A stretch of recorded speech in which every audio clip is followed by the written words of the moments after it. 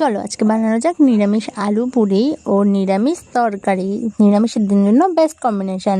প্রথমেই সেদ্ধ আলুটাকে গ্রেট করে ওতে ময়দা আর একটু আটা দিয়ে নুন, চিলি ফ্লেক্স, একটু চিনি, একটু আজওয়াইন দিয়ে ভালো করে জল দিয়ে মেখে একটু তেল ব্রাশ করে আলাদা করে সাইড করে রেখে দেবো। তারপরে আর কি তরকারি বানিয়ে নেব। আর তরকারিতে ফোড়নে দিয়েছি গোটা গরম মশলা, জিরে আর দিয়েছি কিছু ভাজা মশলা।